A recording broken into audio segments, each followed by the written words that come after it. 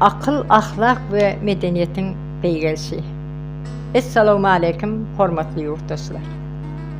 Bir pursat durup özümüze bir sorag berelim.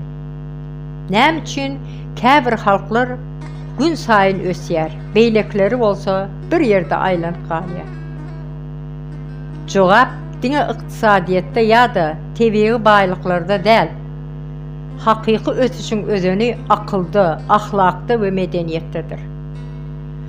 Akılsız baýlyk uzak dowam etmeýär. Akılsız güýç hoply bolýar.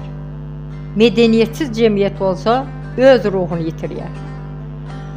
Akıl diňe köp zat bilmek däl. Akıl hakykaty gözlemek, ýalany tanamak, sorag bermek we her bir karary jogapkärçilik bilen kabul etmekdir. Ahlak adamyň hiç kim görmeýän wagtynda da dogry ýoly saýlap bilmegidir. Çünki insan diňe kanun bilen däl, wyjdany bilen ýaşamaly. Medeniýet bolsa diňe däp-dessurlar ýa-da milli libas däl, medeniýet biri-birimiz diňlemek, hormat goýmak, başga pikire çydamly bolmak. Sözümizde we hereketimizde adamkärçiligi gorap saklamakdyr.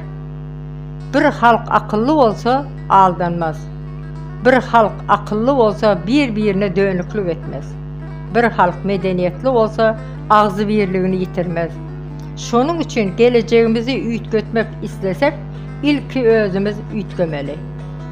Köp okumaly, köp öwrenmeli. Çağalarymyza diňe baýlygy däl, ahlagy we bilimi hem miras goýmalydyr. Çünki çağalaryň aljak iň uly mirasy öý, maşin ýa-da pul däl. Iň uly miras akyl, ahlak we medeniýetdir.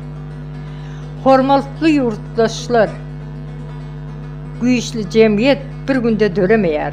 Ol her bir insanyň dogurçylygynda, jogapkärçiliginden we wyjdanyndan başlanýar. Soňky soragy size goýup gidýär. Biz geljekde nesillerimize nähili ýurt galdyrýarys? Ahlagy beýik, medeniýeti baý, akylly jemgyýetmi ýa-da biperwaýlygyň we dymmagyň hökm sürýän jemgyýetindenmi?